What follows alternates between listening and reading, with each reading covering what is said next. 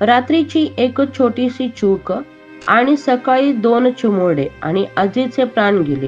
बंद खोलीत झालेल्या गॅस गळतीमुळे संपूर्ण कुटुंब मृत्यूच्या दारात अडकलेले गेले. पण खरंच अशा चुका आपण कितीदा टाळतो याचा विचार अंगावर काटा आणणारा आहे.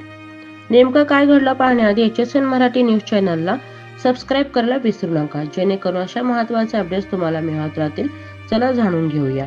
सोलापूर जिल्ह्यात घडलेल्या एका दुःखद दुर्दैवी घटनेने सर्वत्र व्यक्त होत आहे. रात्री झोपताना गॅस व्यवस्थित बंद न केल्याने एकाच कुटुंबावर काळाने घाला घातला.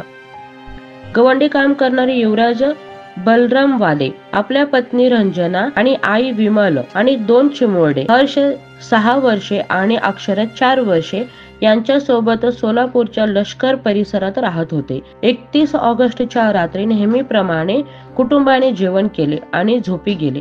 पण रात्री गॅस त्यांनी नीट बंद न केले असता बंद खोलीत रात्रभर गॅस गळती झाली. सकाळी 11 वाजेपर्यंत घराचे दार न उघडल्याने नातेवाईकांना संशय आला. त्यांनी दार उघडले असता आत गॅसचा तीव्र वास जाणवला. खोलीत 5ही जण बेशुद्ध अवस्थेत आढळले. तोंडातून फेस येत होता. तातडीने त्यांना रुग्णालयात दाखल करण्यात आले.